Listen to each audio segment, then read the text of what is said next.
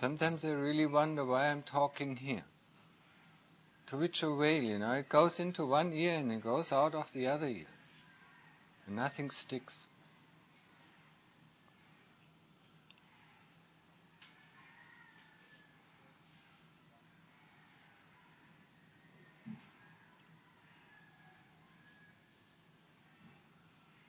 Do you practice wholeheartedly? Don't get fooled by the things. Don't get fooled by your memories, by your ideas, by your thoughts. Just observe what is in line, what is coming in. Observe it very closely. It's an unpleasant feeling that changes into a pleasant feeling, and the pleasant feeling changes into an unpleasant feeling. The memory comes up and memory goes away. That's all what is happening.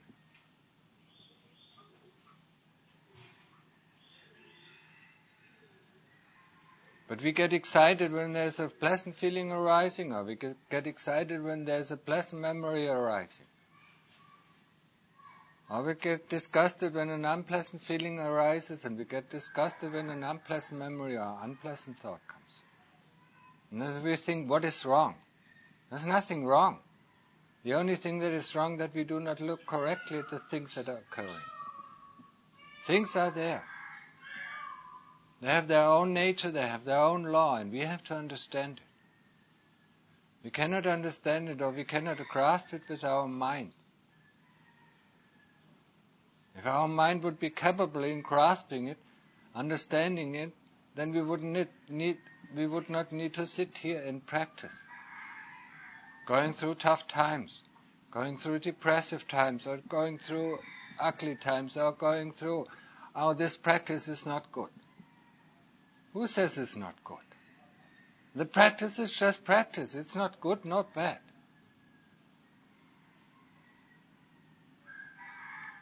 Today it's difficult. What is difficult? It's your attitude that is difficult.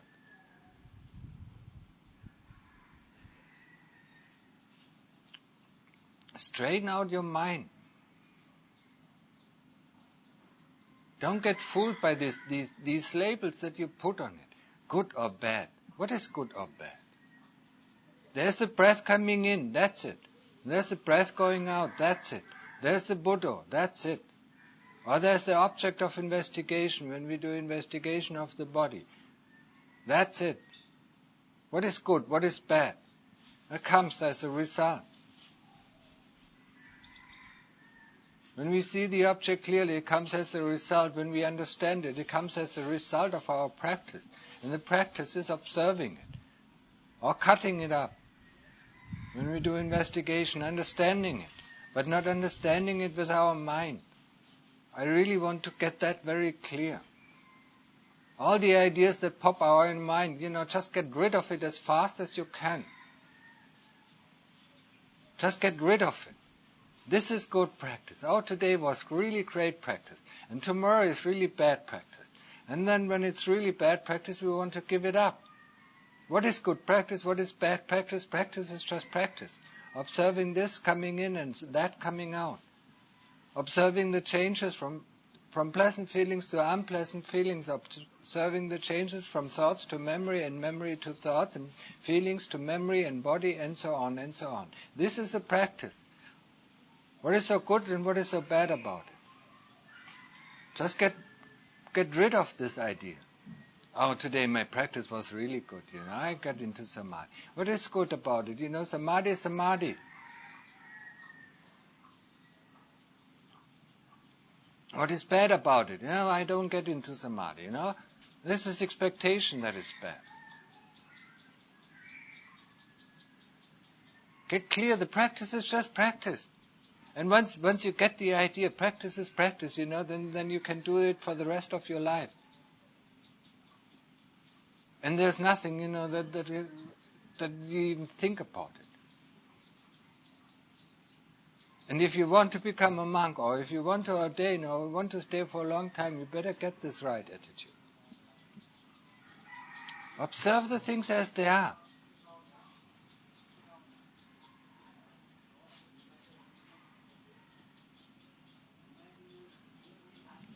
And don't draw any conclusions. Conclusions are drawn by the mind, and it doesn't help us. If you have a conclusion, ask yourself, how does it help to get to Magga, Phala and Nibbana? You will see none of it will get you there. The only thing that gets you there is observing. Observing the breath, observing the Buddha, or observing the internal organs or the outside organs, or investigating the body. This is the work. And the work itself gets the results. Remember this, if you dig a hole, and you have a shovel, only one shovel at a time. If you think constantly about the hole, there won't be a hole. If you don't dig the shovel into the earth and take out the earth, then there will be no hole. So the result, the hole, is the result of our work. Digging in the shovel, and taking out the earth. And then as a result of this kind of work, the hole will appear. Understand this clearly. And it's the same thing. As a result of our work of investigating body, the inside will appear.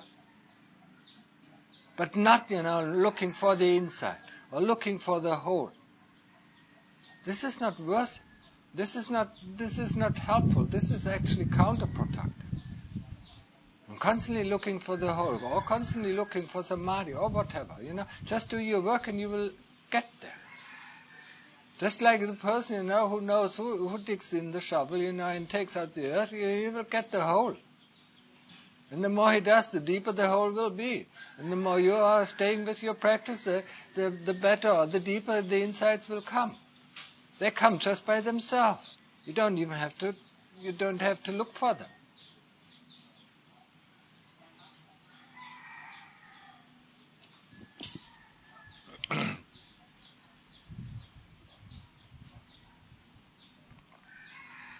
You understand this clearly? Hopefully. So then put all your effort and determination in digging in the shovel, and taking out the earth. Well, you can change the size of your shovel. If you have a little earth is taken out. Dig deep, take a big one,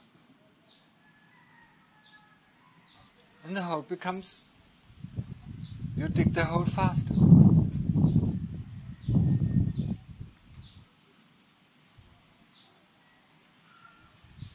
Don't get obsessed with ideas and construction and views and opinions. Just do your work and the results will come. Don't believe, now I understand this, now I understand that. What kind of understanding is it? It's the understanding of avijja. And if you really remember, when we are going this way of practice, we are going against avijja. We are not going in line with avijja. We want to undermine its power. And its power is to conclude this and to conclude that. Just to conclude, in line with its thoughts. It's not us, we want to practice, we really want to understand. So we just do the work and the insight will come. Like, when we do the outside work, the results will come. But if we don't do the work, the results won't come. We try, to substitute our thinking for the work. How can we do the work faster? Or why does the work go slow? Who says so? Who thinks so, that the work goes slow? Just do the work, and there will be no thought about the work. Just do your practice, and there will be just practice. And the results just will come on themselves. You don't have to worry where the results are. The results will come, the moment you do your work properly. Properly.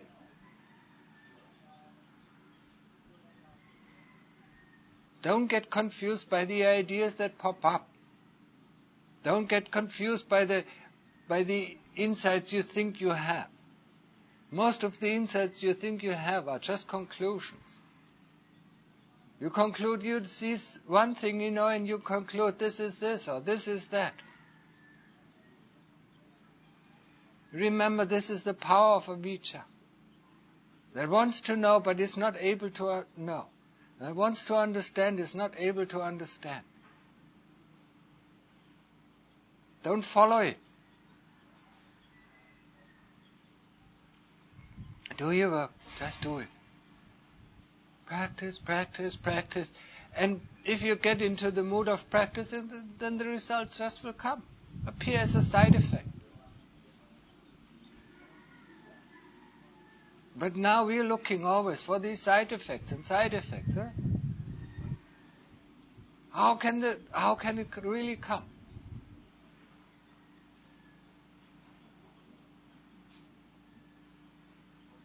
Today we think we are happy, so we do a little bit more work. Tomorrow we are depressed, so we do a little work. Where's this depression coming from? From our expectations who have not been met. Where's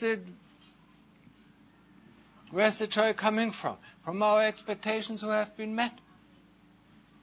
But we've known that all our life. If you just reflect a little bit carefully about our life, it has always been this way. When our expectations are met, we are happy. When our expectations are not met, we are unhappy. And when we are unhappy, we see everything black, and when we are happy, we see everything white.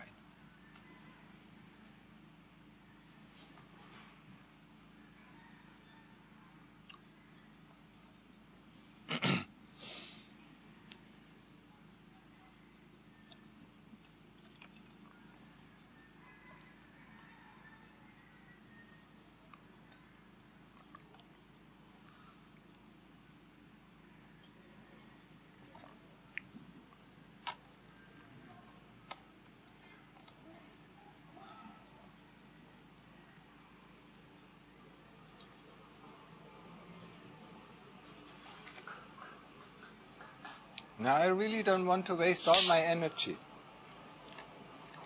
Always telling you always the same things. I really want to see you practicing. Practicing determinedly. Practicing wholeheartedly. Putting all your effort and your determination into the practice.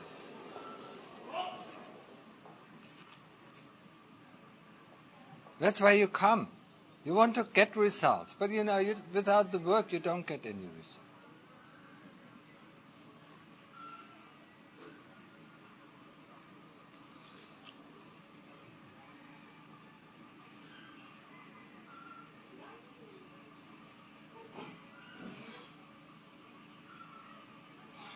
You keep the silas, or the 5 precepts. You do samadhi to foster concentration and to get some calm. That means some rest. And you do the investigation. The investigation of the body or investigation of bodily feelings. This is your subject. This will be the subject until the stage of anagami. Remember this.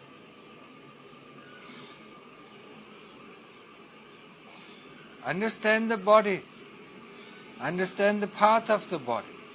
Understand the concept of body. What is body? Which part of the body is the body? Which part is it? You call the brain the body? You call the bones the body? You call the skin the body? What is the body? Body is a construction.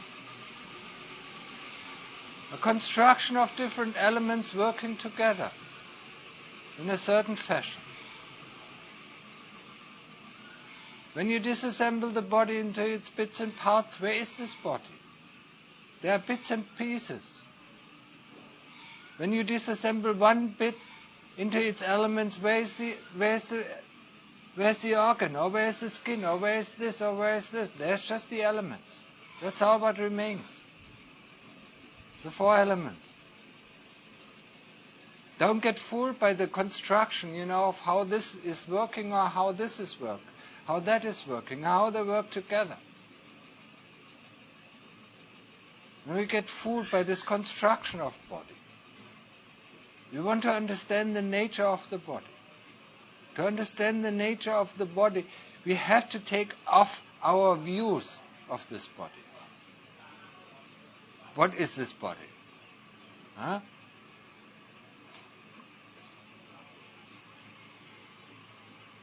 One physician just said it's like a donut, you know a donut with a ring in it? Up you put some food in it and out comes some material. It's just a big digestive ring. You feed it. You put something in up and something out comes.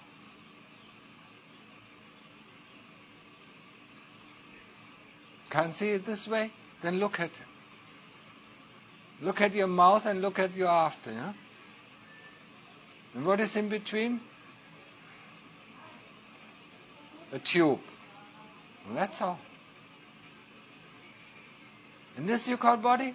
This is what you like?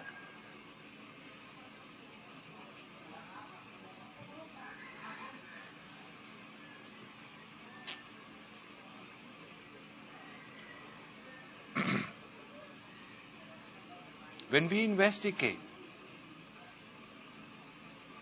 we are not following our concepts and views we have about the body. When we truly investigate, we undermine this view and concepts we have about this body. Undermine just by observing what it is.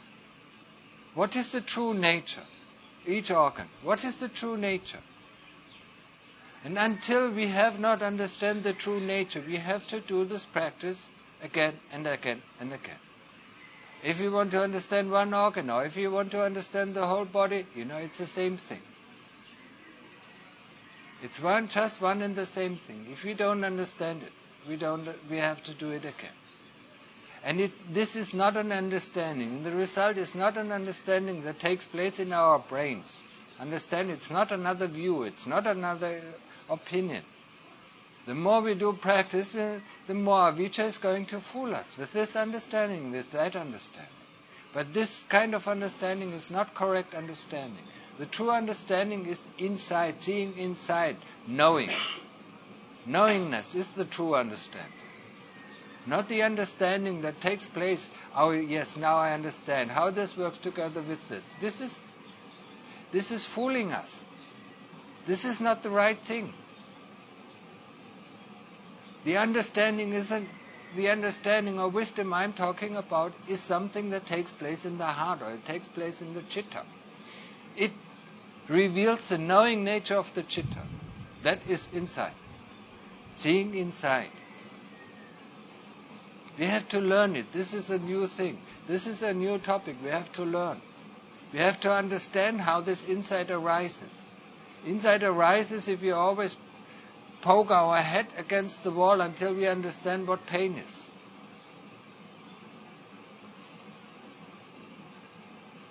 So we have to look at the composition of the different organs as a body, or we have to look at the composition of an organ in itself. Dissect it up, put it into bits and pieces and leave your mind open. Don't get any views, this is red or this is blue, this is good. Just see as it really is. Take off all your glasses and especially take off all your knowledge you have about these organs and the working together.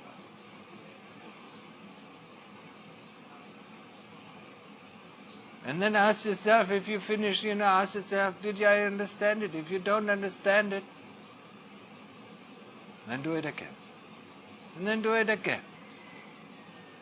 And just don't buy into the understanding that comes through our conclusions. The understanding I'm talking about is something that happens deep inside the nature of the heart. Deep inside the nature of the citta. It's the only thing that can let go. And we have to develop this facility. In order to become free, we have to develop the facility of letting go. But the only thing that can let go is the heart that understands. So we can only we cannot make the heart understand. If we can make the heart understand, it would be an easy job. The only thing we can only show the heart, always, until the heart really understands this is something. This is something disgusting, or this is this, or this is that. Once the heart understands, it lets go of its own. It's just like the hand, when you put the hand into the fire, you don't do it a second time. You know how it is. You burn yourself and it's unpleasant. But you cannot tell the hand not to do this again. It will do it and do it and do it. Unless it doesn't see the danger, it will do it. Unless the heart doesn't see the danger of its own doing, it will not let go. Once it understands the true nature, or once it understands the danger, or the pain, or the things that it does with itself, then it will let go on its own. We don't even have to force it. It just lets go, It immediately, within a millisecond, it withdraws its hand from the fire. We cannot do it with conclusions. We might think, this is good or this is not good. It's a first step not to doing it, but it won't leave us. Don't get fooled, by just not doing it, then this will be gone. It's not gone. It's only gone when the heart knows, when the heart understands its own faults, when the heart understands its own misconception, when the heart understands its own mistake, then it's gone. Until then, we have to observe it and observe it and observe it. Put the body into its bits and pieces, understand the concept of the body. We cannot go on this kind of work with understanding or knowledge of any kind. We have to retrieve the knowledge from our own heart. And that means, we have to have an open heart. Any sort of things, any sort of conclusions that arise, you immediately question them. What do they mean? Immediately question them. What does it mean? What is it? And then the next conclusion will be drawn up. This is done automatically. And then question it again until there is no more conclusions anymore whatsoever. Until the heart is completely free, until the heart is completely empty. And only then, when the heart is completely empty, we can understand. Before that, it's just conclusion. It's just one of the asavas, one of the outflows of avijja, one of the kilesas that fools us. And we say, yes, of course it is like this. And then we believe it, and that's the end of our practice.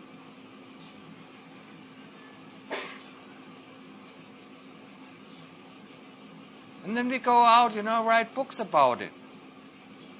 How to get perfect results in meditation. And then we become a teacher on our own, telling the people all the wrong things.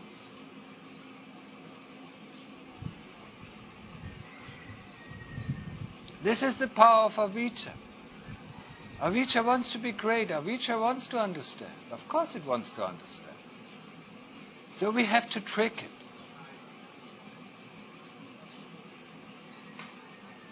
The moment understanding takes place, we immediately question it. What does it mean, It's a word of symbols, break it up. It's words. Are symbols. What do they mean? What do the symbols mean? What does it really mean? Understand it clearly. What does it mean? It's a word. What does the word mean? What does the word organ mean? Oh, of course we have a very, very fixed concept about an organ. What does it really mean? Oh, get down. Dissect it up, divert it, do whatever, dilute it, burn it up, and see what it is. Burn it up, let it die, let it change, let it change from one form to the other.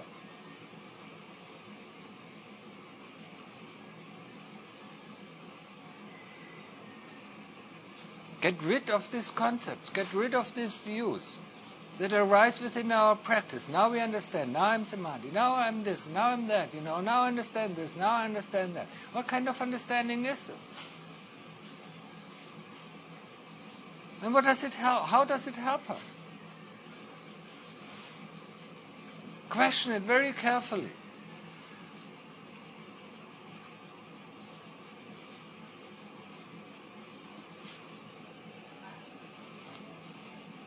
As I said, some of the deeper understandings might be right, or they might come closer to the truth, but it still is not knowingness. It still is not. As close as they might come to the truth, they will never reveal the truth. But they might help us. If I have an understanding, this is the wrong thing, then I shouldn't do it again. Okay, that's fine. But that has nothing to do with an insight. If I got the insight, I won't do it anyway. There's no way that I can do it anymore. Just no way. But as long as it's understanding, I still can do it or not do it. This is understanding. This is knowledge. It can be good knowledge, or it can be bad knowledge. So we have to see it. We have to judge it for ourselves. Whatever leads to wholesome results, is good kind of knowledge. Whatever leads to unwholesome results is bad kind of knowledge. So we use it in this way. But it has nothing to do with the truth. Once the heart understands, it won't do it. It will never, ever, ever, ever do it again. There's just no way to be able to do it. Just like a child, who put his hand into the fire will never do it again. If it's not forced to. If it's not thrown into. But not on its own.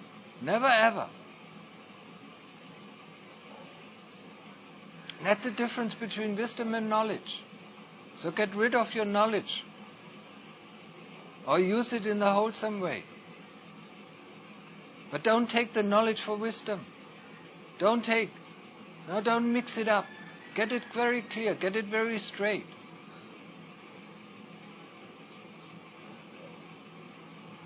If we understand something, it is good. It must not be bad. If it's understanding, that leads us in the right direction, that's good. But it's not. Don't mistake it for being the truth. And always question to what does it lead. It still means we have not really gone down to the depth. If we have gone down to the depth, if we made our heart completely empty, and then it sees what it is, then the heart understands and it will let go. Just by itself. That's the nature of the heart. Or the nature of the chitta. It just lets go. If it sees something, it's endangering itself, it won't do it. We don't do it as human beings. If we know that something is endangering us, we don't do it.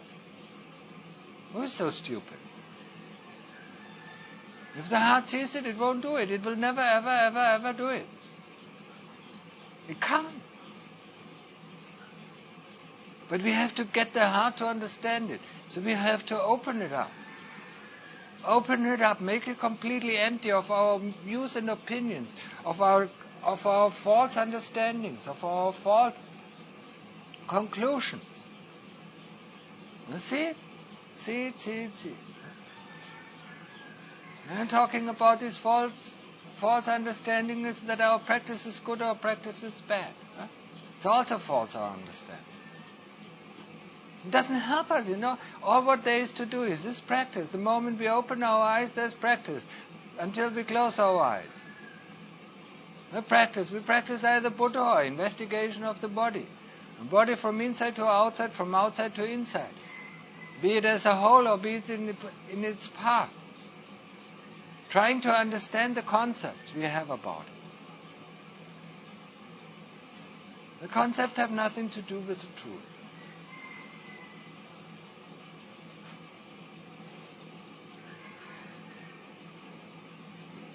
So put your effort into your practice. Don't make me waste my time.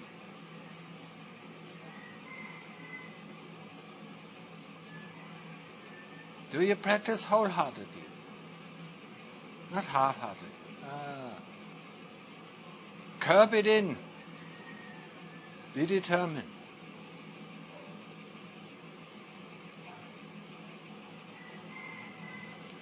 Okay. So with this I stop the talk. Remember what I said. Remember very well. Remember about the difference between knowledge and wisdom. Wrong understanding is that what we are constantly dealing with. This has nothing to do with wisdom. Wisdom takes place in the heart. It's of a deep nature. Understanding takes place in our brains, mostly.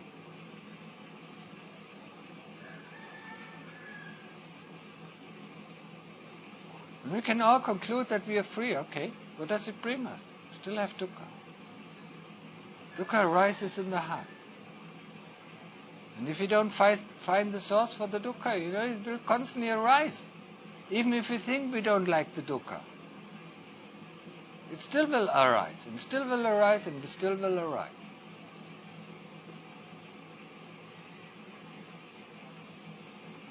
But of course, we can fool ourselves and say, I don't have dukkha, I don't have dukkha, I don't see it. In the end, we will not see it, but we still have it. It's just like we put out dark glasses and then we don't see anything around us. Okay. Everything is gone. Wonderful. But why do we hit our head against the wall? Because we don't see the wall, because we have dark glasses on. Why do we stumble? Because we don't see it. Because we have dark glasses. That's how we hurt ourselves. Like blind people, stumbling through this world. Hitting their head here, hitting their body there, hitting their mind there, or hitting their heart there. Constantly feeling dukkha. So don't fool yourself. I'm beyond dukkha. None of us is beyond dukkha. Realize it. And do the work that is there. Just do the work. Don't get interested into results. I want to do this, I want to do this. Just do the work and you will get the results as a byproduct. Like digging with a shovel. As a byproduct you have the hole. That's why you dig in the first place. Don't expect the hole to appear, if you rest on the end of your shovel. Just don't expect it, Oh, well, I worked so hard, But just keep on working, and then the whole will be finished. Just keep on working, doing samadhi or doing investigation, and the insights will come, or the rest will come, and the concentration will come. Just do your work. Day in, day out, day in, day out. Don't think about tomorrow. Oh, tomorrow I want to go, I want to do this, oh, I want to do that. That's not work. Understand it? Stop.